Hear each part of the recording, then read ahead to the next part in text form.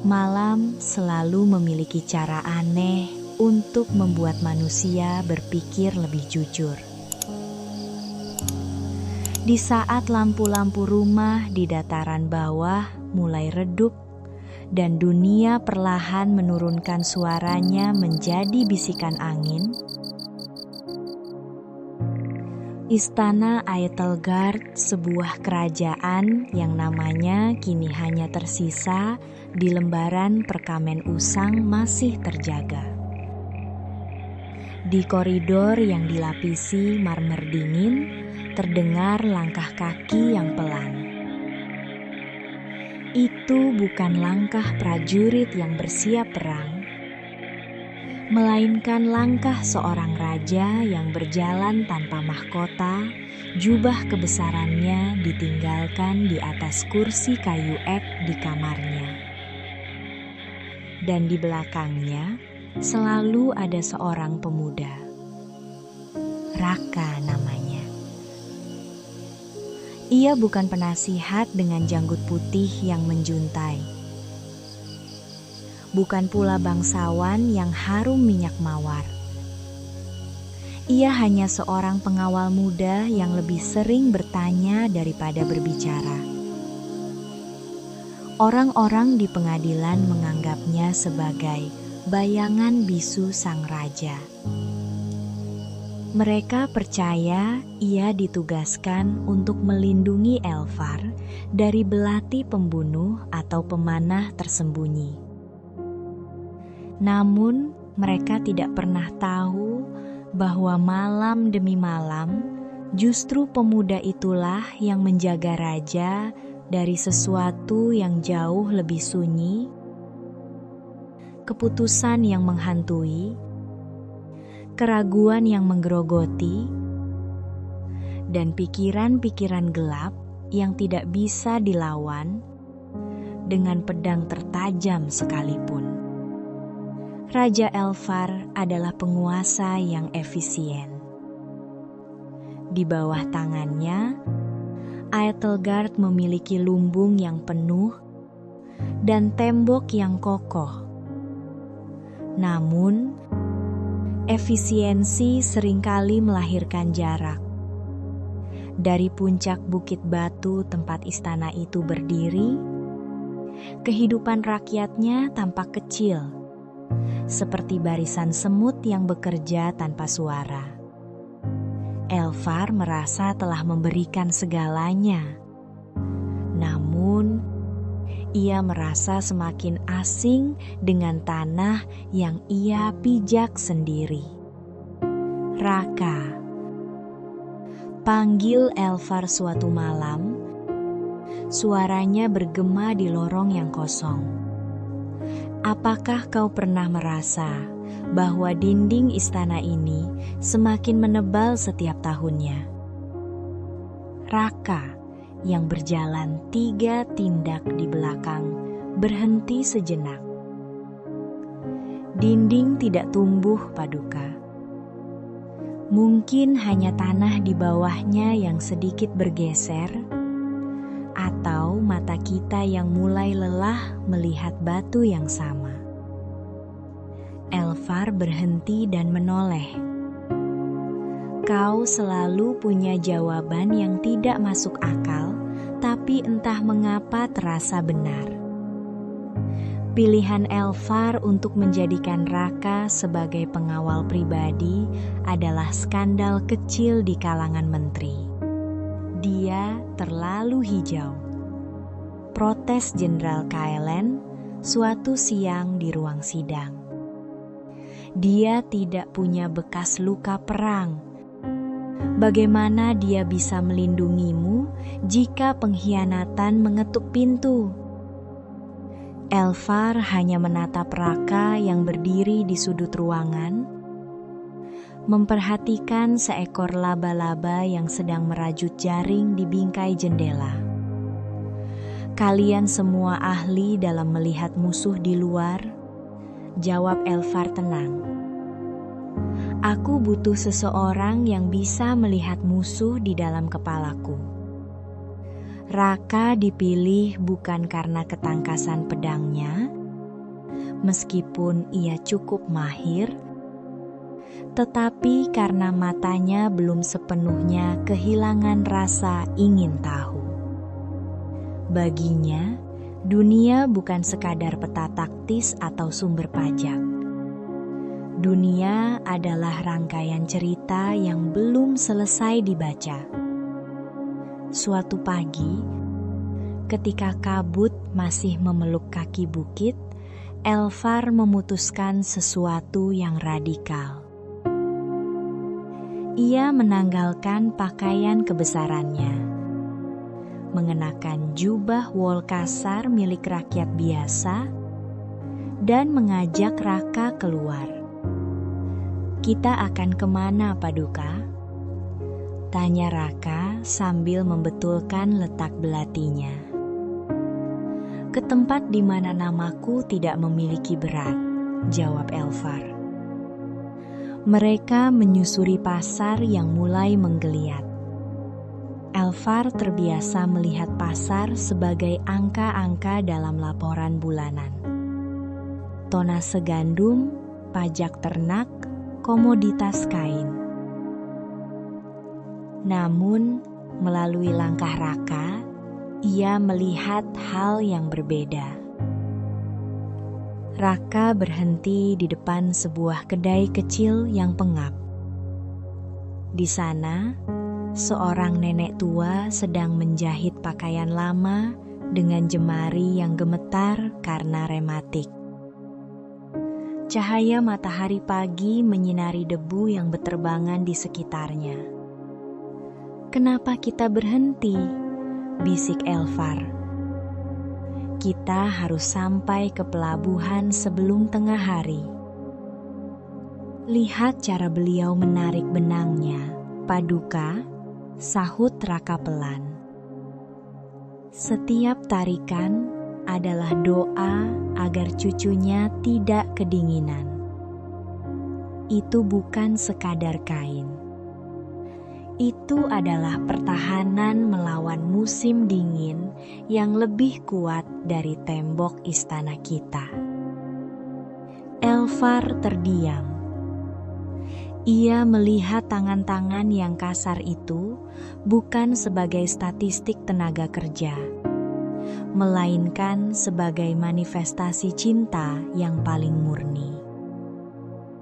Selama ini, ia hanya memikirkan bagaimana cara memberi makan rakyatnya, tapi ia lupa memikirkan bagaimana cara mereka merasa aman. Saat mereka sampai di pelabuhan, bau garam dan amis ikan menyeruak.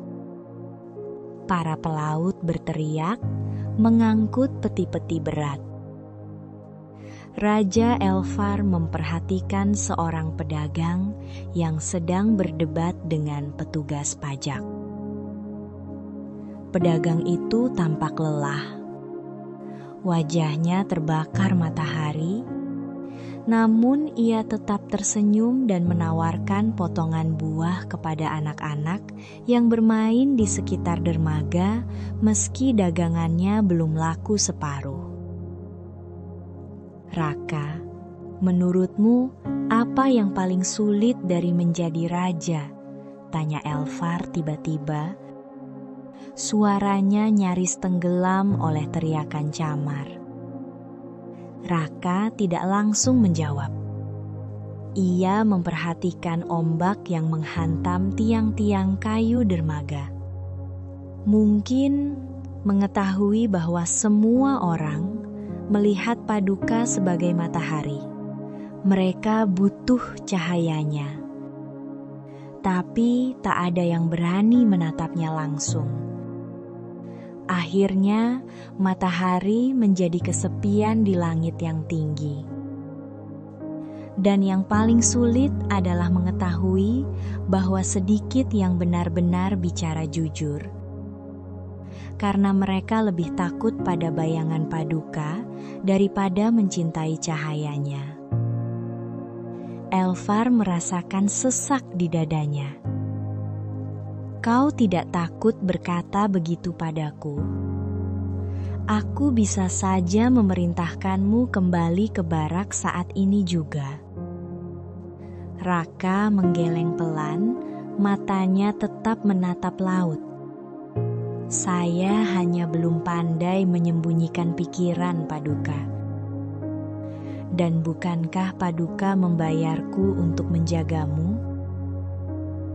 Kebohongan adalah belati yang paling berkarat. Ia tidak membunuh seketika, tapi membuat luka yang membusuk dari dalam. Tawa Elvar pecah. Sebuah tawa yang kering namun tulus. Para pelaut di sekitar mereka menoleh heran, bertanya-tanya siapa orang asing berbaju wol yang berani tertawa sekeras itu di tempat umum. Minggu-minggu berganti menjadi bulan. Perjalanan-perjalanan rahasia ini mulai mengubah cara Elvar memimpin. Dalam rapat dewan, ia tidak lagi hanya menanyakan berapa banyak, tetapi bagaimana mereka merasakannya. Suatu senja, mereka duduk di atas tembok kota yang menghadap ke lembah. Matahari tenggelam, mewarnai langit dengan warna ungu dan jingga yang dramatis. Aku dulu berpikir raja harus terlihat kuat setiap saat, kata Elvar, memecah keheningan. Kuat seperti batu karang yang tidak tergerus air. Aku takut jika aku menunjukkan keraguan, kerajaan ini akan runtuh. Raka yang duduk sambil memainkan sehelai rumput bertanya pelan. Apakah kuat berarti tidak berubah, Paduka? Lihatlah sungai di bawah sana. Ia selalu berubah bentuk mengikuti lekuk bumi, namun ia adalah kekuatan yang bisa membelah gunung. Batu karang yang diam akhirnya akan hancur menjadi pasir, sementara air terus mengalir. Pertanyaan itu sederhana, tetapi menggema lama di dalam diri sang raja. Ia menyadari bahwa selama ini ia telah memenjarakan dirinya dalam definisi kekuatan yang salah. Ia berpikir bahwa mengubah keputusan adalah tanda kelemahan. Padahal itu adalah bentuk adaptasi terhadap kebenaran yang baru ditemukan. Raka, ujar Elvar lagi. Kau tahu mengapa aku benar-benar memilihmu? Bukan karena kau tidak pandai berbohong. Raka menoleh. Karena kau masih melihat dunia tanpa merasa sudah memahaminya. Semua menteriku merasa mereka telah menaklukkan dunia dengan pengetahuan mereka. Mereka melihat masalah dan langsung memberikan solusi yang sudah basi. Tapi kau melihat masalah dan memberikan pertanyaan. Dan pertanyaanlah yang membukakan pintu, bukan pernyataan. Raka tersenyum malu, sesuatu yang jarang ia tunjukkan. Saya justru merasa tahu sangat sedikit, Paduka. Kadang saya merasa bodoh di tengah orang-orang hebat itu. Mungkin itulah awal kebijaksanaan, bisik Elvar. Menyadari bahwa kita hanyalah murid di hadapan waktu. Namun, perubahan Elvar tidak disukai semua orang. para menteri mulai berbisik-bisik di belakang punggungnya. "Raja kita telah menjadi lembek," kata mereka. Dia lebih suka mendengarkan cerita petani daripada laporan militer. Dia dipengaruhi oleh pengawal muda yang tidak jelas asalnya. Konflik memuncak ketika sebuah kekeringan panjang melanda kerajaan tetangga, dan para menteri menyarankan untuk memperkuat perbatasan agar pengungsi tidak masuk dan menghabiskan cadangan pangan Aethelgard. "Tutup gerbangnya," seru Jenderal Kaelen. "Kita harus mendahulukan perut rakyat kita sendiri." Elfar memandang Raka yang berdiri di posisinya yang biasa. Ia tidak meminta pendapat Raka secara formal, itu akan memicu kemarahan menteri. Namun, ia melihat mata pemuda itu. Raka tidak melihat ke arah peta perbatasan. Ia melihat ke arah jendela, ke arah jalanan di mana debu-debu beterbangan. Malam itu, di koridor istana yang sunyi, Elfar bertanya, "Apa yang kau lihat di mata mereka, Raka?" "Orang-orang yang berdiri di depan gerbang kita, saya melihat diri kita sendiri, Paduka. Jika hujan tidak turun di sini tahun depan," jawab Raka lirih. "Jika kita menutup gerbang hari ini untuk menyelamatkan roti kita, kita sebenarnya sedang membangun penjara, bukan benteng. Suatu saat, kita yang akan berada di luar gerbang orang lain, dan kita akan ingat bahwa kita pernah menutup pintu untuk sesama manusia." Keesokan harinya, Elfar membuat keputusan yang mengejutkan. Ia tidak menutup gerbang. Ia justru membuka lumbung cadangan dan mengorganisir program kerja untuk para pengungsi guna memperluas sistem irigasi kerajaan. "Kita tidak akan memberi mereka makan secara cuma-cuma," tegas Elfar di depan dewan. "Kita akan memberi mereka martabat. Mereka akan membantu kita membangun saluran air yang lebih baik, sehingga ketika kekeringan ini berakhir, kerajaan kita akan menjadi 2 kali lebih subur dari sebelumnya." Itu adalah pertaruhan besar. Namun, setahun kemudian, saluran irigasi itu selesai. Ketika hujan akhirnya turun, Aethelgard tidak hanya memiliki pangan yang melimpah, tetapi juga ribuan penduduk baru yang setia hingga mati kepada raja yang tidak membuang mereka saat mereka lapar. Tahun-tahun berlalu dengan cepat, seperti air yang mengalir di bawah jembatan batu.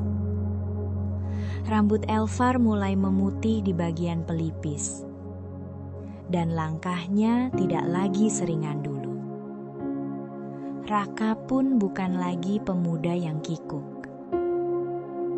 Ia telah tumbuh menjadi lelaki dewasa dengan bahu yang lebar dan sorot mata yang dalam. Namun, satu hal tidak pernah berubah. Ia tetap berjalan setengah langkah di belakang raja. Suatu sore, mereka melakukan perjalanan terakhir mereka ke perbukitan di perbatasan. Angin berhembus cukup kencang, membawa aroma tanah basah dan suara lonceng ternak dari kejauhan. "Aku akhirnya mengerti," kata Elfar sambil bersandar pada tongkat kayunya. raja bukan pusat kerajaan. Ia bukan matahari yang diam di tengah. Ia hanya seorang penjaga arah. Ia adalah kompas, bukan tujuan. Raka, yang kini telah menjadi orang kepercayaan yang paling disegani meski tanpa gelar resmi, menjawab lembut, dan arah sering ditemukan oleh mereka yang masih berani bertanya, "Mengapa, Paduka?" Bukan oleh mereka yang merasa sudah tahu kemana harus pergi. Elfar menatap langit yang mulai meredup. Ia tidak lagi merasakan beban mahkota yang dulu seolah mencekik lehernya. Sesuatu di dalam dirinya telah menjadi ringan. Bukan karena ia telah memecahkan semua masalah di dunianya. Kerajaan akan selalu punya masalah. Tetapi karena ia tidak lagi takut pada ketidaktahuan. Ia tidak lagi takut terlihat lemah. "Jika suatu saat aku tidak ada," bisik Elfar, "pastikan raja berikutnya memiliki seseorang yang berani mengingatkannya bahwa ia hanya manusia." Raka menunduk dalam. "Tugas saya bukan menjaga raja, Paduka.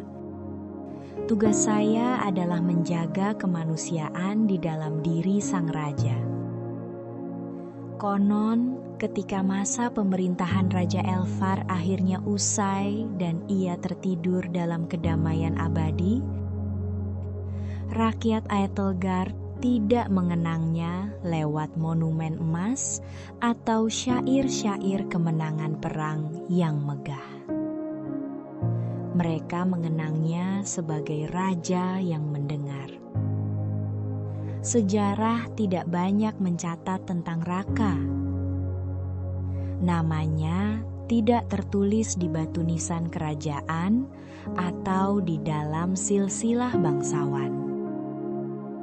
Namun, setiap kali seorang ayah di Aethelgard mengajari anaknya untuk melihat hal-hal kecil, atau setiap kali seorang pemimpin baru berhenti sejenak untuk mendengarkan keluhan rakyat paling jelata, bayangan Raka hadir di sana. Itu adalah sebuah masa ketika sebuah kerajaan tidak diukur dari luas wilayahnya, melainkan dari kedalaman percakapan di bawah langit malam. Sebuah masa ketika seorang raja belajar melihat dunia melalui mata seorang pemuda. Dan seorang pemuda belajar menjadi dewasa dengan menjaga hati seorang raja. Di bawah langit yang sama, mereka terus berjalan dalam ingatan kolektif manusia. Yang satu belajar menjadi bijak, yang satu belajar menjadi penjaga cahaya. Keduanya saling menjaga bukan hanya dari bahaya pedang, tetapi dari kesombongan yang bisa mengeraskan hati dan keputusasaan yang bisa memadamkan harapan. Sebab pada akhirnya, kerajaan yang paling megah sekalipun akan hancur menjadi debu. Namun percakapan kecil yang mengubah hati akan terus bergema selamanya dalam sejarah manusia yang paling jujur. Dan begitulah kisah tentang Raja Elfar dan seorang pengawal muda bernama Raka. Sebuah kisah yang mungkin tidak dipenuhi tentang pedang, tidak dipenuhi kemenangan perang yang megah. Namun justru di sanalah letak kekuatannya. Karena kadang perubahan terbesar dalam sebuah kerajaan tidak lahir dari medan pertempuran, melainkan dari percakapan sunyi di lorong istana, dari pertanyaan sederhana yang berani diajukan pada waktu yang tepat. Raja Elfar mengajarkan bahwa memimpin bukanlah tentang berdiri paling tinggi di antara manusia lain, tetapi tentang berani turun, berjalan di jalan yang sama, melihat dunia dari mata yang berbeda, dan mendengarkan suara yang sering kali terlewatkan. Dan Raka mengingatkan kita bahwa kebijaksanaan tidak selalu datang dari mereka yang paling tua atau yang paling berkuasa. Kadang, ia justru lahir dari seseorang yang masih cukup rendah hati untuk bertanya dan cukup jujur untuk mengatakan apa yang dilihatnya. Mungkin di dunia kita hari ini tidak banyak kerajaan seperti Aithelgard. Tidak banyak raja yang berjalan tanpa mahkota di tengah pasar rakyatnya. Namun pelajaran dari kisah ini tetap sama. Bahwa setiap pemimpin di rumah, di tempat kerja, atau bahkan dalam perjalanan hidupnya sendiri, selalu membutuhkan seseorang yang berani mengingatkan bahwa di balik jabatan, di balik keputusan besar, kita semua tetaplah manusia. Dan mungkin malam ini, saat dunia kembali tenang dan lampu-lampu mulai dipadamkan satu persatu, kita bisa bertanya pada diri kita sendiri. Apakah kita sudah cukup mendengar? Ataukah kita masih terlalu sibuk berbicara? Terima kasih sudah menemani kisah malam ini. Semoga cerita ini bisa menjadi teman yang hangat sebelum tidur, atau mungkin sebuah bisikan kecil yang tinggal lebih lama di dalam pikiran. Selamat malam dan selamat beristirahat.